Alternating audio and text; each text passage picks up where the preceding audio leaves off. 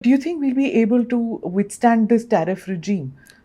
In the sense that, look, let's just say one or two sectors. If we were to look at the IT sector, whether we can take it with the H1B, whether we can take the gems and jewelry tariffs, whether our textile industry will be able to cope. The tanneries are shutting down.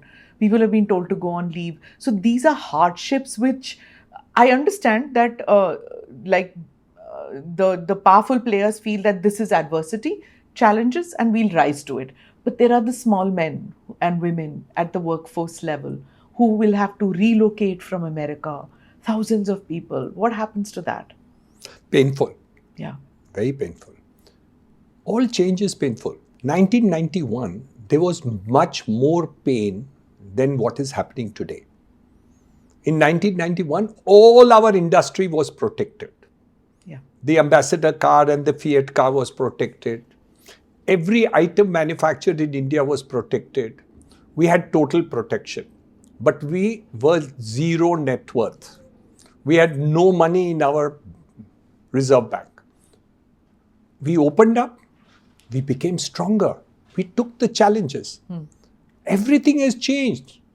That change was 100 times bigger than the challenge that we have today. Today we have the resources, we have the capabilities, and now the mindset to do it. Earlier, we would have bent on our knees and gone down to the floor begging of that, humko sambhal lo, and the situation. Today, why do you think we have the strength to stand up? Reserves. A, you have the reserves.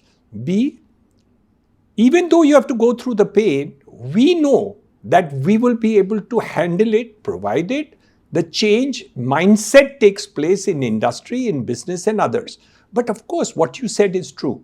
Many of the smaller players who are relying on this aspect of it are going to see that problem in the short run, not in the long run. Okay. The demographics of India are too big. We have to cater to the Indian situation, copy what China has done by creating exports, but also to see that the demographics of the country also increases the situation to do it. The planes, the rockets, what are we not making? 35 kilometers of national highway per day.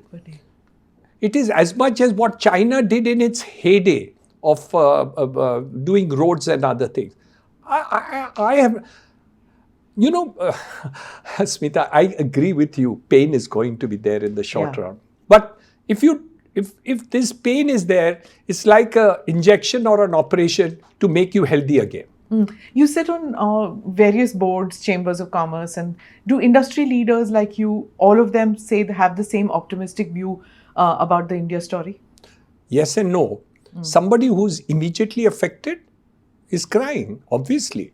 And their industry, an export for iron and steel, which is taking place. Or your clothes are going to be exported to the United States, and you have stocks and orders in hand, and you have commitments there to do.